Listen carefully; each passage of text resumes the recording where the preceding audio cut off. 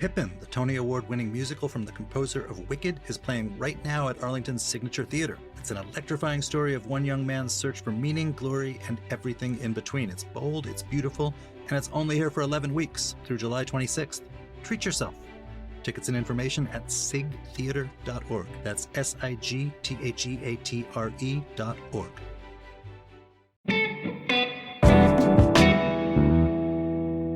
Today on CityCast DC, I'm talking with Janeese Lewis George. According to our new CityCast poll, she is leading the race for mayor. We talked about how she really thinks about public safety, how she wants to spend more money on our safety net, and how it feels to be a Democratic Socialist candidate whose support comes from some of DC's best educated and newest residents. I hope you'll stick around and listen. But before we get into it, if you'd like these kinds of interviews, please become a CityCast member. We're building out a real reporting team in a city where local media has been hit hard. I hope you'll join us.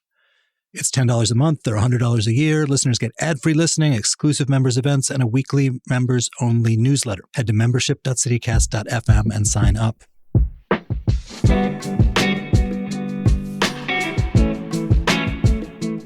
Today is Thursday, May 21st. I'm Michael Schaefer. Here's what DC is talking about.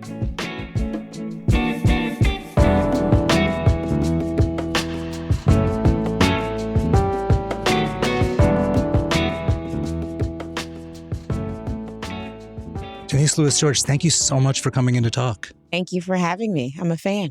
So you're a DC native, as am I. Yeah. And you have talked really movingly about growing up on Kennedy Street, going across the park to Alice Steele, seeing how different and unequal DC was. I want to just set the table. Do you think a child growing up on Kennedy Street today, like you, has a better chance of good outcomes in life, worse chance? How has DC changed for that child? Yeah. I honestly think that they have a significantly great chance of success. We have more young people going to their neighborhood schools in our community in Ward 4, where I grew up. And Whittier has been a blue ribbon school every year.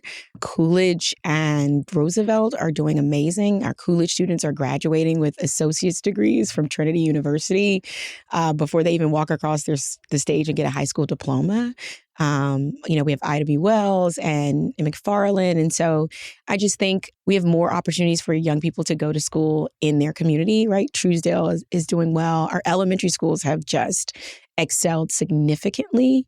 My old elementary school was Rudolph Elementary, which ended up closing, and so I'm excited that so many of our community are going to our neighborhood schools. And I'm excited because of the opportunities that now exist at our neighborhood schools. Like Whittier's a STEM school, and you have Powell Elementary. You have all these options, and middle school as well. We have all these programs, the NAF Academy. And so we finally, I think, are at a space where our schools are continuing to just grow significantly in the options and the opportunity, which is really how I ended up going to Deal for junior high school. My grandmother actually had served as the lunch lady there for over a number of years with all the principals there. And she saw something different. My grandmother didn't graduate from high school, but she saw the quality of schooling that students were getting. And so I think, and she wanted her grandkids to have that access to good education. And then it wasn't, do we have the opportunity to have that good education in the neighborhood that we're in? And I think the answer to that today is yes, we do. It's interesting because you're painting a picture, and a lot of stats bear this out, of DC on a sort of upward trajectory. Certainly the murder rate the year you were born was a lot higher than it is now. It is. That's right. I experienced that too. DCHA was a disaster. Employees would scoff at residents who had complaints about heating and stuff. But you are now positioned as sort of the candidate of change, the candidate of, hey, government's not been delivering for people. Explain the distinction there. Yeah. I think a lot of the things that we had when I was a young person are a lot of the things we need to just reinvest back in. A lot of things I think we moved away from, right? We're seeing in this moment a lot of things happening with young people. And when I think about a student like me, education and opportunity was my pathway to success, right? My parents are Cardozo High School sweethearts, but neither one of them went to college. I'm a first generation college student. And what really set me apart was that I had access to different opportunities, not just in my schools, but I'm an original DC Scores kid, right? I remember DC Scores original year, I learned about poetry and Black poets, and I got a chance to play soccer and learn not just soccer skills, but teamwork skills. I remember we won the championship against Marie Reed. It's a feeling as a young person you never forget, but sports teaches you so much more than just, winning or losing. It teaches you so many skills. As a student, we did higher achievement, which helped with homework and support. I had Upward Bound, which is for students who are first generation college students. Like every summer, I stayed on campus at Trinity University for 5 days and did education, did group therapy work, took classes, and had a summer youth employment job. So it sounds and I like remember summer youth employment, standing in line on 8th Street, right across from the Marys, and signing up for summer youth. So, I think I am running on putting people first. And I do think I remember as a city the ways in which government showed up for young people, showed up for Black DC residents, created opportunity. When I say show up, I mean create opportunity. We had robust arts and music and culture within our schools, within our communities. And so a lot of what I'm talking about is I don't have to make up a lot of new things, actually. We just have to get back to the good things that really were integral parts of helping people in our city grow and giving them the opportunities they need. And so it's interesting because you're saying that in so many ways, a child growing up as you did has a much better situation now. Absolutely. But you're also saying we've gotten away from something where government showed up for people. That's right. Aren't those two things at odds with each other? No, they're not. And I think that's the problem, that I think we thought these two things are at odds. And we're in a conversation in the city where government keeps talking about, everyone keeps talking about what government can't do in this moment. But I don't think that's the question of this moment. I don't think that's the question of in DC or across this country. People are tired of hearing about what government can't do. People want to hear about what government can do. And I know that government can do much more because I remember what government did for me and my family. Has it stopped and our doing community. Those things that it did for you? I think it did stop investing in youth. I think it did stop creating spaces for young people. I think it did go away from understanding how important it is to have equity and in not only education, but in economic justice and just so many ways in which how do we support our seniors? How do we support our young people? And I also think government functioning well, I think we got to a space where we're growing, but we were not making sure we were efficiently doing things, right? I always say this, DC is resource rich. We're coordination poor. And one of the reasons I'm running is because I think we can coordinate better as a government. I think we could spend and leverage our dollars better as a government. Like we know how to do it, right? We have the talent in our city. That's the other thing. Growing up here, I know how much talent we have in our city. We have some of the best thinkers around policies, from education to public safety. Like DC is a city that has all this robust talent. We have all these strong things that we get to leverage, right? Universities and hospitals and sports teams and arts and music and culture, right? So this moment is about how do we lean into the things that make DC great? How do we lean in and leverage those things to grow our economy, to strengthen our community, and to make DC a more affordable place for DC residents? So now you're in the middle of a mayor's race. We did a poll this week. It showed you up slightly, but not with majority yet. And we've got ranked choice voting, which is all just to say there's still a race on. And, I know you're working hard at it. That's right. I was struck in our poll by the coalitions that both candidates have. The old line in DC was race was the dividing line of everything. In fact, both of you guys have multiracial basis of support, according to what we found. I was surprised at the age gap in it. Younger voters are really strongly for you. People who've been in DC for less than 10 years are really strongly for you. DC natives and older people are really strongly for your opponent. How does that make you feel? What do you got to do to communicate with the folks you do have? And what do you think you're doing that is working with the younger and newer voters? Yeah. I think this moment is about, DC is going to go through a change. And I think the question is, what does the change in government look like? And what kind of leadership do we want in this moment? And I think, that's why I always tell people the greater question here is like, so who do you trust to show up in this moment and fight for all DC residents? And I've been proud of the broad coalition that I've been able to have supporting me, from Free DC to Call Racine to organizations like Sierra Club and, just so many people, over 22 union organizations. And so I'm really proud of the coalition we've built. What is it about your campaign that makes it so attractive to people who have recently moved to Washington? I think they're experiencing what I've been talking about, like the piece of this that is we can make government work better for DC residents. Mm-hmm. I think they are experiencing that. They want someone who, earlier today I was at Cardoza and Ballou because the HVAC was broken and the students weren't in school. The things like picking up trash, right? A lot of my legislation has been around basic government services, Mm-hmm. clean collections, right? Was about making sure our trash and the trash was getting picked up at buildings, right? And safe routes to school was traffic safety around our schools. So you're saying new people come to town and they're like, why isn't my trash being picked up well enough? I think they're thinking, why is basic government services not working well here? And who is actually showing up to deal with the bigger issues, the smaller issues that make a big difference?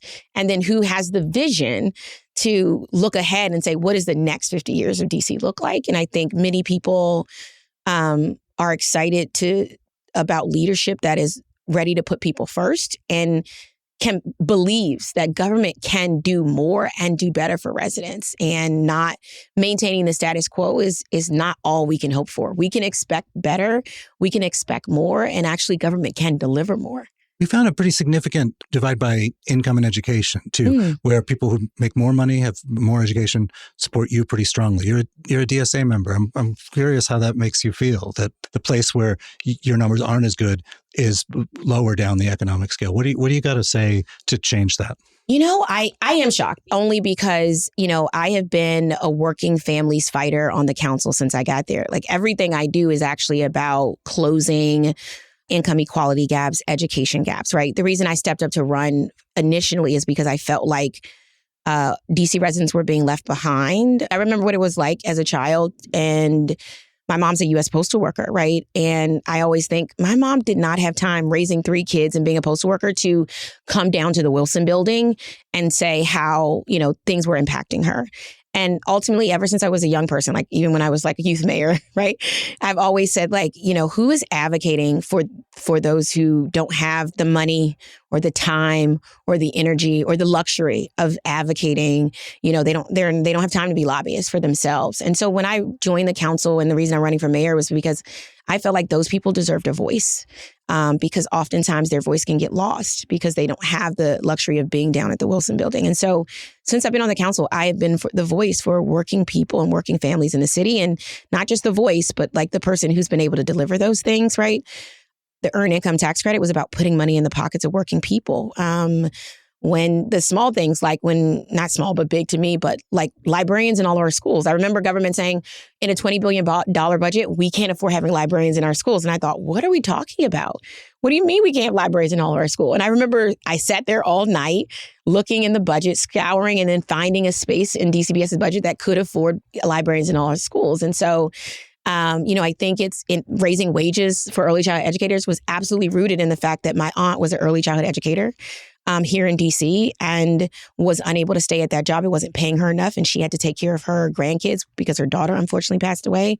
Her husband was on disability. And so she is an early childhood educator who's amazing. People always talked about your aunt's such a great, a great What's teacher. Brenda. My aunt Brenda, who is still amazing to this day. Everybody loves her. Her ability to be able to have a living wage and care for her family and then do the most important work of taking care of most vulnerable children, like she deserves a living wage. And even now, my son, right, he's at a childcare education center and his teachers are like amazing, right? And so paying Black and brown women the wages they deserve for the quality of education. They're professionals, right? And they should be treated as professionals and paid as professionals. I think it is really just my goal for the rest of this race is to really talk about people about the way I've shown up. I'm a third generation Washingtonian. I've also been fighting for seniors really hard. Ward 4 has one of the largest senior populations. I remember when I first got on, seniors were waiting on the waiting list for the single family rehabilitation program that we were supposed to have up where they can get their roofs repaired. And I remember one of the people, a person said that my mom died while waiting on that list. And at oversight hearing, for my first oversight hearing, I just went to the agency and was like, hey, why are people not getting off this list? And they were like, oh, they hadn't allocated staff, right? It was just an allocation of staff issue. And I said, okay, well, do you need to fund these staff, or do we need to fund the staff, or you just haven't hired the staff? And they said, okay, both. And so we made sure they were funded. And then that program got itself off. I think people don't get to see some of that oversight work that produces the changes you need. Yeah. And I think as a council member, I've been really strong on oversight work. And a lot of that is not the cool, like the things that people hear about it, but it's the things that actually make a difference in people's lives, is me going on the ground, figuring out what the problem is within the agencies and on the ground with people, and figuring out those solutions to problems. So my goal for the next, few weeks is to really communicate well.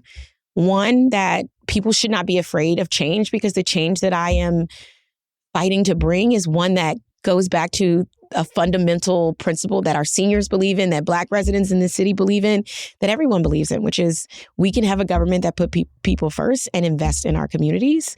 And I think people should, know about how showing up and being on the ground and listening to people can help solve so many of our city's problems. And so that poll just tells me to keep hitting the ground, to keep talking to everyone, to keep sharing my vision and my plans for how we make this city more affordable, how we make government work better, but also share with people who I am and who have always been, and continue to share my story. And I think the combination of all those things will land on June 16th.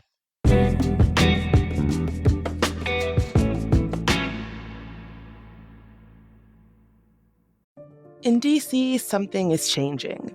From 2023 to 2024, fatal opioid overdoses dropped by 33%. That's not a statistic. That's somebody's auntie, sister, father, neighbor, friend who is still here. Now, behind that number is a city that decided to fight back. And the D.C. Department of Behavioral Health is at the center of it, connecting people to prevention, treatment, and recovery services every single day. So whether you're trying to protect someone you love, find a way through your own battle, or simply understand what your community is going through, Know Your Path DC is here for you. Know your worth, know your alternatives, know your value, know yourself. Take it from me when I tell you recovery is possible. It happens every day in this city for real people. Learn more and find resources at knowyourpathdc.com. Hey there, it's Mike. One of our sponsors today is DC's Board of Elections, who want DC voters to know the primary and special elections are coming up on June 16th. And for the first time, we're using ranked choice voting, or RCV. You can now rank up to 5 candidates on your ballot. If your first choice candidate doesn't make it, your vote moves to your second choice and continues to your next choice until there's a winner. Just remember, do not give multiple candidates the same ranking, do not rank a candidate more than once, and do not skip rankings. You can vote by drop box, during early voting, by mail, or on Election Day. Have questions about the elections or RCV? Contact the DC Board of Elections at 202-727-2525 or visit dcboe.org. DC, get ready to rank your vote. Okay, CityCast listeners, before the DC summer heat cranks up your AC bill, let's talk windows.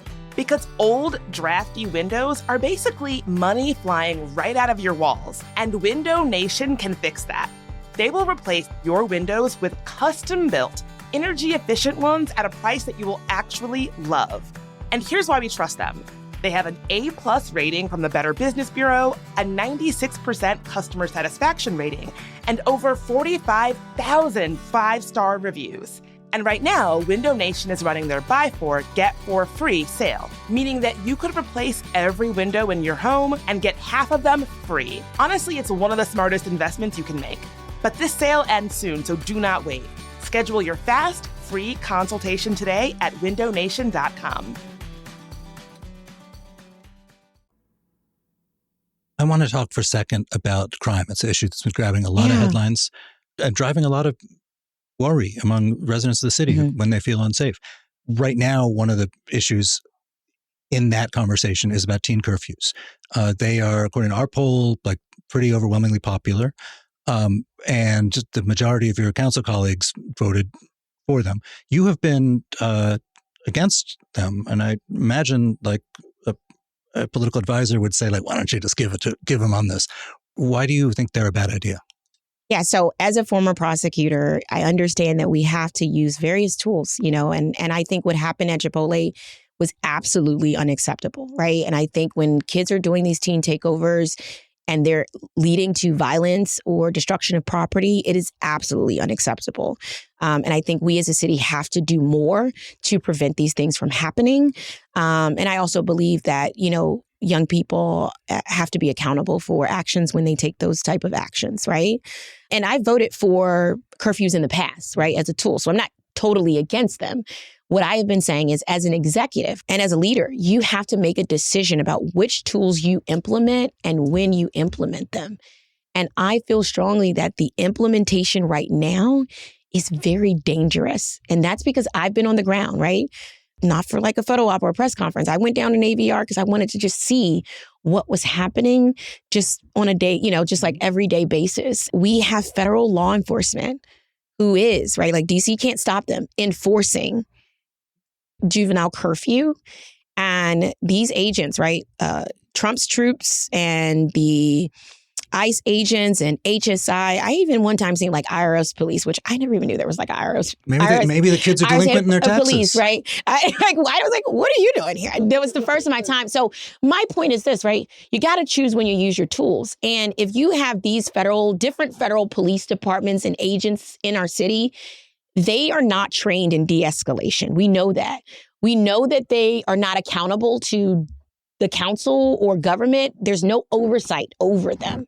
And so the question is, do you use a tool like this when you know that it is going to be enforced by federal law enforcement troops and agents that are not trained in de-escalation, who are not accountable to DC residents? And we know that there have been shootings that have occurred where DC residents have been killed. My biggest fear, right? I'm a mom too, right? My biggest fear is, do we hand over our youth to federal troops and ICE agents? Do we do that? A lot of people would say, listen, you got 1,000 kids. Like you and me have both been teenagers, right? And I did some dumb stuff when you were the youth mayor. You maybe you didn't. But the point is, if you got 1,000 people together, some percentage of them are going to be knuckleheads. Yeah. Why not empower the authorities to say, like, move along? We have empowered our law enforcement to do that work, and they can do that work. What happened in Chipotle was criminal activity. And so I hope that the police department and the attorney general's office are working together. That's what I've asked, for them to work together to figure out who are those responsible people, because those workers and the families who were there don't deserve to have been in that experience. That was criminal activity, right? So that needs to be handled with real enforcement and real accountability. So my point is, like, we don't have to give federal law enforcement troops and ICE agents tools to use against our children, because we have the tools we need as a city to help protect our children and to get them to a space, to better third spaces, right? In 2020, you talked about moving funds away from the police. Now you have talked about needing more officers. I think changing minds is a great thing in public life. Not enough people do it. People should do it more. But I think it's important to explain. Like, tell me about the evolution of your thinking from then to now. Yeah, I think this has come up, which has been interesting. I think everybody knows. Like, I think one of the things people don't talk about is we were all together in 2019 and 2020. And we remember what the national conversation was and what the local conversation was, right? We had just dealt with George Floyd and Ahmaud Arbery and Breonna Taylor. Here in DC, we had Karan Hilton Brown, who was a young person in my ward.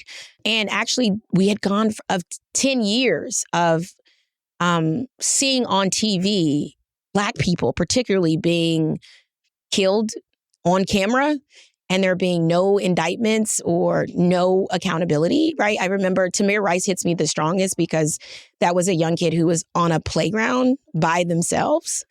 They didn't de-escalate in any way. He was sort of just shot. And then we saw like Dylan Roof, for example, who like shot up a church, and they de-escalated him and took him in a car and got him a burger. And Tamir Rice was killed, right? And so I think in that moment, as I stood up as a regular person, I wasn't on the council then, I was saying the cry of all of our community, which was like, we want people to be, Black Lives Matter, and we want people, and we want police to show up in our communities in a way that doesn't mean we end up killed. And then if people end up killed, that there's actually some accountability and justice. And so that would all argue for having like a really tough policy of firing bad cops. It was reimagining safety, right? Because you had the George Floyd and Policing Act in Congress, and that many Congress people, John Lewis and so many others, were pushing, right? I don't want people to get lost in the conversation of where we were and what we were talking about. And that was what that moment was. It was just a call to say, what does it take? What is it going to take? For 10 years, Black people are being murdered on TV, literally on camera, no justice, no accountability. What will it take for you all, for safety to come to Black residents and Black communities in our community? And we said, can we invest some of the dollars that is invested in policing? Can we start investing that in our communities and doing some of the prevention work and intervention work so that we don't get to these spaces and places? And now I think the conversation is still, how do we invest in our communities and safety? And how do we have professional, well-trained police departments who do that work? I've been on the council since 2021. And for the last 6 years, I have been on the DC Council. I have voted to fund our police. And I even earmarked funding for my 4th District Police Department because we didn't have the resources we need to solve the crimes we needed to solve, right? I spent my year as a prosecutor working with police every day, coming in my office when they needed to get their cases papered, right? Or charged, as other people say, but papered is what that means. And so I don't know that as a Black person in America, there needs to be a difference. Of course, I want to be safe and I want my community safe. That's why I originally became a prosecutor. But of course, I also want to know that when my Black son is walking around the streets or is doing anything, I also want him to not be at fear of being killed or and be treated as a young Black boy. And for that to mean that he is treated with the same level of de-escalation and training that is afforded to other young people. I don't think these things are at odds. And I think most people know that these things are not at odds. And I know people know the nuance of that conversation. And so I think people should judge me not by a tweet from 2019, but how have you operated as a council member for the last 6 years? Because that's more telling of my leadership as an elected official. And the work that I've been able to do on Kennedy Street in my neighborhood that I grew up in, to transform our community in a way, and there's still more work to be done. But that was the message of what I've been saying. We need to do enforcement work, prevention work, and intervention work. We did enforcement work there. I actually wrote a letter to federal agents, ATF, and said, hey, we need your help. We have guns being trafficked here. We have drugs being trafficked here. Can you all step in and help us figure this out? And that ultimately ended in an indictment that occurred, right? So I brought in enforcement, but I also did intervention work, right? I was sat at the table and had a ceasefire with our violence intervention team and got a ceasefire between crews who were exchanging gunshots on Kennedy Street. And I had a job fair on the same block where people were hanging out saying, hey, look, we're calling in enforcement, we're doing intervention work, but we're also providing you opportunity. I had every agency on the job, right, on Kennedy Street, right? It wasn't just MPD, it was Office of Tax and Revenue because I wanted those blighted buildings, complete. So I think the work that I've done is a testament to who I'm going to be as mayor, which is one that is going to fight to make sure that we have a well-trained police force, that we are taking some of their responsibilities that are weighing them down and causing so much overtime. We got to let, crisis responders respond to mental health. We have traffic enforcement and DPW, allow them to do some of the traffic enforcement work. Let's get our officers doing the thing I know as a prosecutor work, right? Which is actually solving crime, right? Actually closing cases, right? Swift and certain prosecution. Those are the things that, we know are real deterrents. And so we got to get our officers to be able to do that work by taking some of that load off. Let me jump in so for people disinclined to vote for you, maybe they're buying someone's propaganda, I don't know, but there is an overriding sense that finding and punishing people who do bad stuff is not your highest priority. Last weekend, you were in Ward 8. You spoke very glowingly about Trayon White. You called him a mentor when you first came to the council. When I first got to council. After he was indicted and got reelected after that, you were the one who swore him in. What do you say about this idea that you are not a person who thinks like punishing people who hurt us or let us down is an important role of government?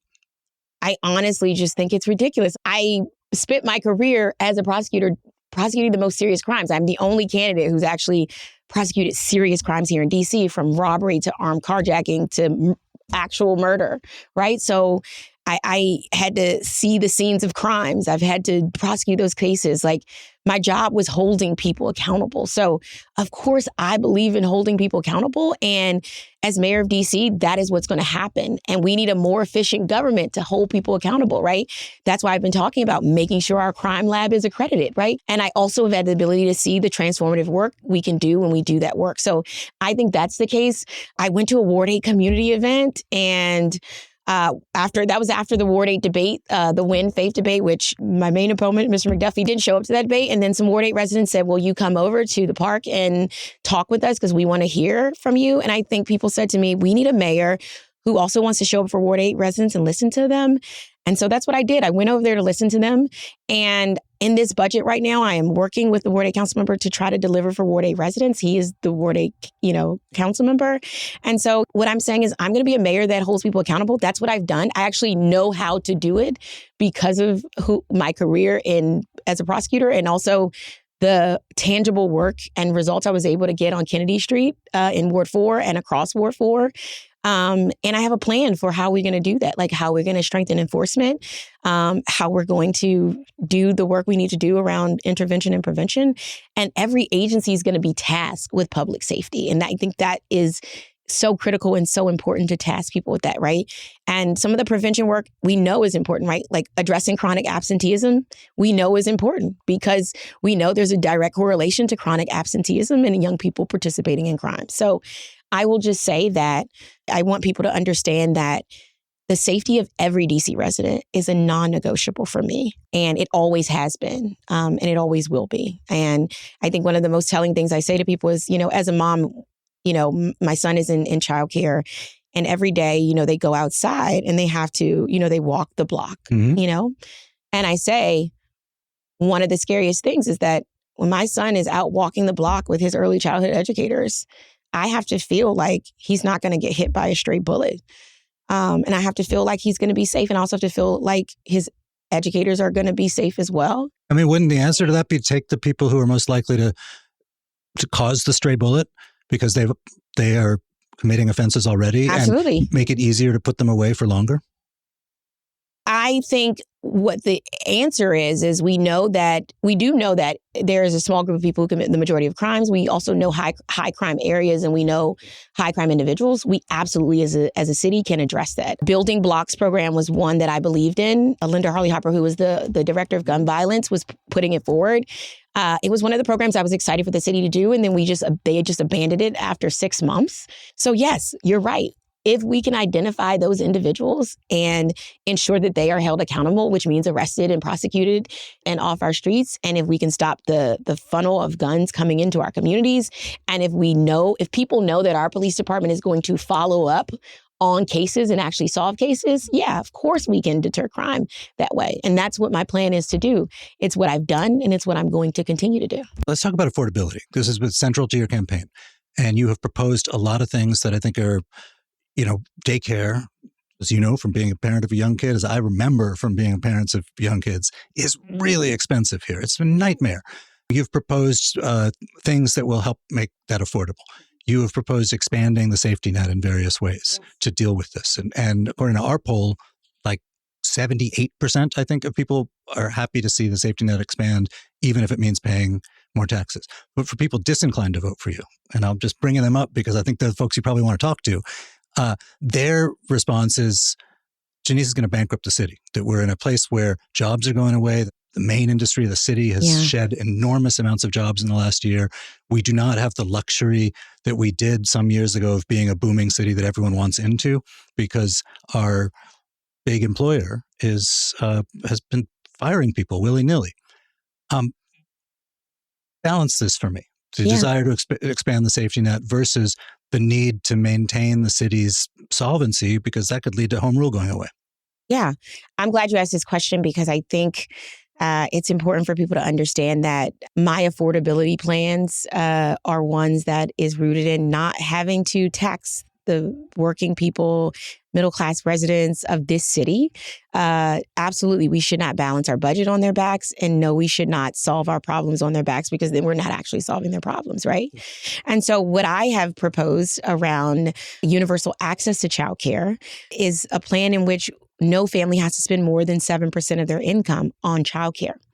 And we do that by expanding our childcare subsidy program that we already have. That sounds expensive. DC is actually one of the first in the city, one of the first places to actually be able to do this, because we already have a childcare subsidy program. So we're just actually expanding that program so that every family, no matter your income, right, whether you make $100,000, $120,000, or $50,000, right, everybody qualifies for this program, because everyone needs it to be affordable, right? Childcare is here in DC is one of the most affordable. You'd be okay with raising some taxes to pay for that? No, what I have proposed in paying for that first is a 3-tiered plan. First of all, a dedicated revenue source is possible. We created that actually in 2021 through the Homes and Hearts Amendment. That was when we created the Pay Equity Fund. That money just got swept by the mayor, but that dedicated revenue source is still there and available for you to be utilized for the purpose that it was intended to, which was for childcare and earned income tax credit. She says she swept it because the city's budget was going to be way out of balance otherwise. You don't buy it, I assume. I don't buy that. I will be honest with you. I don't buy that. The money did not have to be swept. And it was actually betrayal to taxpayers that it was swept for reasons other than these really important things like making sure educators were paid well and having earned income, basic income, putting money in the pockets of working families. And so my plan is also one where we have said that we have a tiered approach. We are going to first do a forensic analysis of every district agency to find real savings in our agencies. We're going to start with health. Have other mayors done that? I mean, I would say the current mayor has not. And I have talked to people who have been auditors and accountants in various district agencies, and they have been clear that we have not realized the savings we could realize by implementing policies that could realize savings. For example, starting with health, right? We could save 5 to 6%, maybe even 10% if we switch to a value-based system like Maryland does, right? That's an opportunity. So we're going to do that work. We're going to find savings within our agencies. I think it is actually possible. I actually know from experts I've talked to who've worked within our agencies that it is possible to implement plans within agencies to have real cost savings. We're not going to leave federal dollars on the table. And by federal dollars, I mean, like we gave $30 million back to HUD last year. We leave money on the table to various federal agencies, from Department of Education to HUD to transportation. In fact, the Inflation Reduction Act, we got awarded $60 million for sustainability work. And we've only used $3 million of that $60 million, and it expires in 2029. So we know we can leverage federal dollars more. We know we could stop leaving money on the table, and we can stop with bad deals, right? That's one of the other things. Sports betting deals that cost us millions of dollars. Multiple and duplicative fraudulent contracts cost us $1 million. So a part of ending pay-to-play politics is saving district dollars money. And so I want to be clear, my plan is not to raise taxes on the people of the city, nor the businesses of the city. I want that to be very clear. I think that is a part of the same fear-mongering that is happening in public safety, is the same fear-mongering that's happening around taxes, which is like, oh, change is impossible, and the person who's offering change is going to do these things, and that's why you shouldn't do that. And I think I don't want those fear-mongering tactics to hold people back. We can have a government that works better and more efficiently. And my plan is not to tax DC residents and middle class and Black residents and DC businesses, because I know that they are struggling. From the middle class to the margin, we are all feeling this affordability crisis, which is why making our utilities more affordable, making childcare more affordable, making housing more affordable are the ways we keep DC residents in the city and grow our base to be able to grow our economy. Another place I wanted to push on is schools, because like you said at the beginning, schools have gotten a lot better. A lot of people credit this program Impact, which basically is like it allows the school's leadership to give bonuses to people deemed good teachers. You want to get rid of that. Why? Yeah. Impact evaluation system, when it was created, it leans more heavily, more punitively on test scores and not on real grasp of competency for students. and educators alike. In fact, the person who created the impact evaluation system then became a superintendent in Virginia and didn't use the impact evaluation system. That person who created it said, yeah, it doesn't work and it has a punitive impact, right? And so a lot of people say there goes Janeese again. She didn't want to punish anybody. No. We want to create an evaluation system that makes sure that our teachers are teaching our young people and also retaining the teachers we need in our city, not making sure we don't have turnover, because turnover impacts our ability to close gaps, right? Our math and literacy gaps, we have to close those gaps, right? And so, I think a part of I've said this, we need a mayor who's going to be an education champion to take how we've grown and what we've done and take that to the next level. So for me, that means dealing with chronic absenteeism, right? On day one, I have said we are going to have one agency assigned to chronic absenteeism, not 5 agencies. I've said on day one, we're going to institute home visiting, which is a data-proven way to reduce student absence. It also means dealing with, special education students, which we've failed as a city. And it also means dealing with closing our literacy and math gaps. So of course we need teachers who are ready to close our literacy and math gaps and do the work that's necessary. And we do need educators who don't have a contentious relationship with the executive. And I want to be able to build that relationship. So those educators have endorsed you, the union. They're one of I have been endorsed by the teachers union. So you are going to be their boss. During the COVID pandemic, for instance, there was a lot of people were really mad that schools were closed for so long. A lot of teachers viewed it as essential for their health. Are you going to be able to sort of sit back and be like, okay, I'm the boss now, and even if you guys supported me, I'm going to make a tough decision that might make you guys mad? Absolutely. I navigate tough decisions all the time, and I know what is necessary. What I'm saying is I'm going to listen to everyone and get on the ground with the people who are doing the work and say, hey, how do we make this work for all of us? And listening to people and just being a champion for them, I think actually makes our education system better and grow better. So, and I think you should judge me by the fact that, look, I've been showing up to education oversight hearings ever since I've been a council member. As facilities chair, I've been in the schools, making sure our schools work better. And I was just at Cardoza and Ballou this morning, right? And so it's about showing up, being on the ground, not just sitting in the ivory tower that is the Wilson building. If I don't have the answer, that's fine, because I'm going to find the people who do the work to get the answer, because I believe that by doing so, we could actually deliver more for DC residents and improve our government, basic government services, and do those really big things, right? Like, universal access to childcare, but do those small things like pick up trash and deal with rats and make sure our streets are safe for our students. The other place that everyone agrees is out of control is housing. Very, very expensive. That's right. The basic idea that I think both you and your opponent in different ways with different ambitions want to change. It's really hard to build stuff. In a lot of neighborhoods, it's illegal to build apartment buildings, to build housing that you don't have to have a fancy single-family suburban home to live in. And we should change the city rules to make that easier. Yeah. But you're a ward council member, so you know what it's like when someone comes to your office and says, hey, I don't want this on my block. You're ruining my block. There's people who argue for cutting ANCs, neighborhood organizations, out of the picture to make it harder for them to gum up the system, filing lawsuits and stuff. Where are you on that? I think we have to meet this crisis with urgency because the affordability crisis around housing is urgent. And I say this as someone whose family got displaced from their home before, like having to leave my family home. Like when I came back to go to law school, like learning that my family was losing our home, and my mom, even with what is a good government job as a postal worker, couldn't afford for us to stay there any longer. Losing the ability to be on the street that I grew up with and feeling what that displacement felt like, and knowing that many of my generation, millennials in the city, many of my friends who are growing their families and wanting to stay here are choosing to leave just because they can't afford it. Like, this is a crisis, and so we have to address it with that urgency, and that means we have to change some of the rules around it, right? We got to make it easier to build. We got to... The council during your time has voted for a lot of things like changing from gas to electric, or mandating thicker windows in some neighborhoods where noise complaints had caused social friction. All those things add little costs here and there. Maybe not any one of them is that big a deal, but they add up. Is that a thing that you're going to be vetoing when council comes to do that? No, I think Our sustainability goals are absolutely in line with affordability. That's not what some developers say.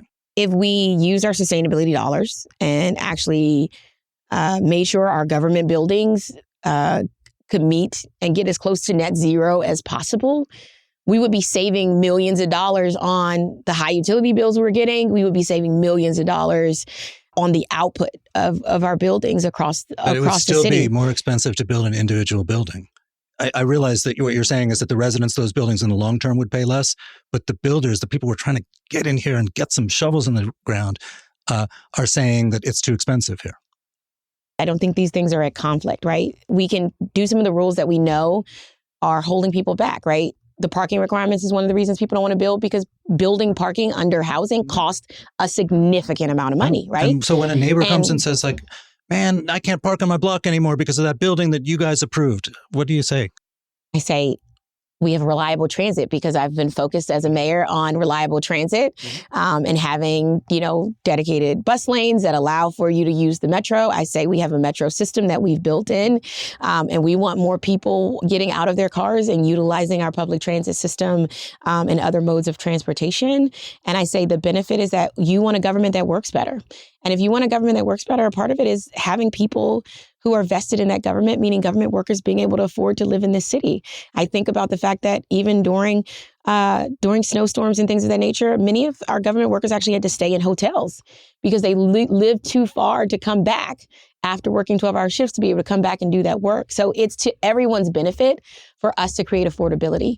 The more affordability we have, right? We have our grocery store workers, our nurses, our teachers, our postal workers. Like, these are the people that make our city function well, that adds to everybody's quality of life. So let's make it easier for them to live in the city and grow the city. I also want to see government step up and build the deeply affordable housing we need, because part of it is also that people are trying to meet the deeply affordable housing goals while also making a profit. But I also think government could actually step up and build more deeply affordable housing and use funds to do that work too, so that we take some of that pressure off. And the more we build deeply affordable housing, and the more we streamline building and update our building codes and get rid of meaningless building rules and subjects, we open the door for more people to build. Last question: the Trump of it all. The current mayor has played nice with Trump about a bunch of things that a number of people would like her to be more in his face about.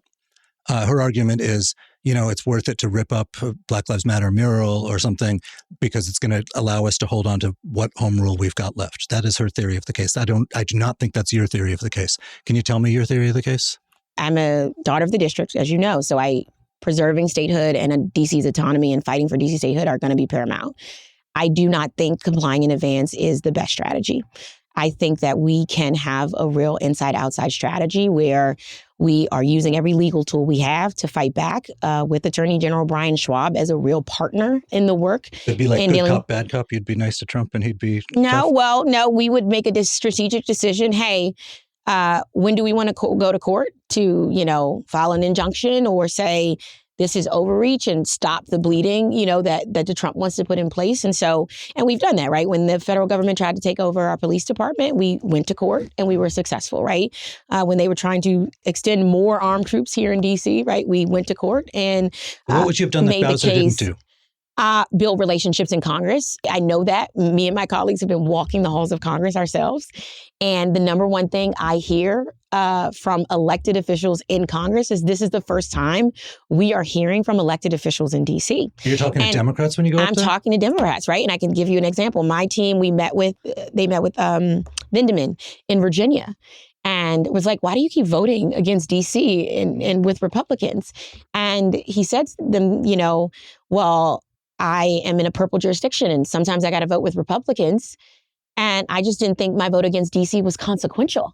And we were like, oh no, it couldn't be more consequential. We made the case like this hurts our transportation. This hurts our public safety. This hurts our city transit and our budget. And we also leveraged, we bought some of the unions in who are in DC, whose workers have been impacted by ICE and all of these different things. And they said, look, congressional reps run every 2 years. And so they rely on unions a lot to do their campaign work and stuff like that. And they said, look, if our unions are going to keep supporting you, we need you to support DC. What did that do? That meant in the vote, his most recent votes, he's voted with DC. And so But walking the halls of Congress is different from making the calls yourself and having those relationships matter.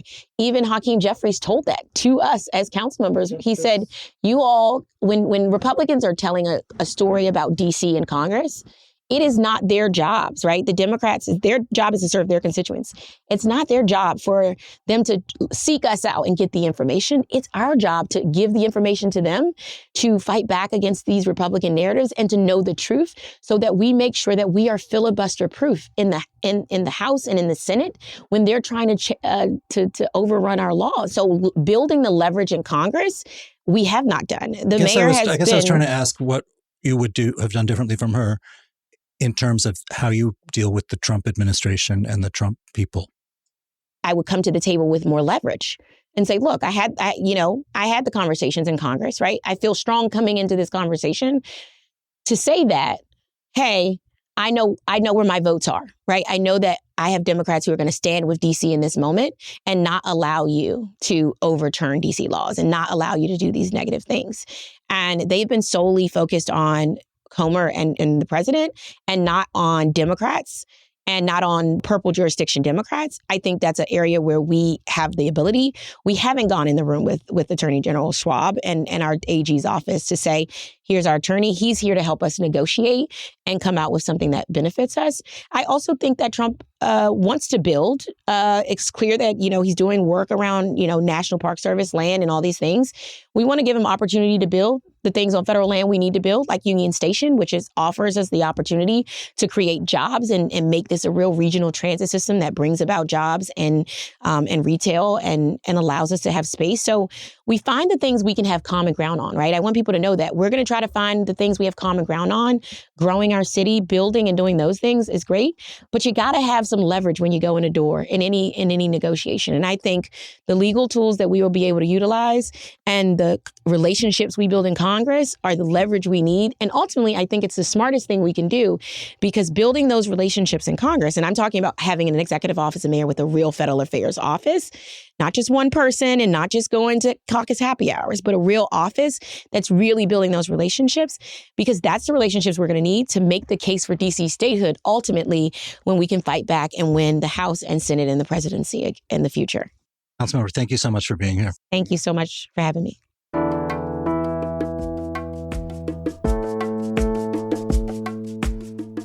And that's all for today here on CityCast DC. If you enjoyed the show, why not tell a friend, rate the show, leave us a review, and subscribe to our morning newsletter. We'll be back tomorrow morning with more news from around the city. Bye.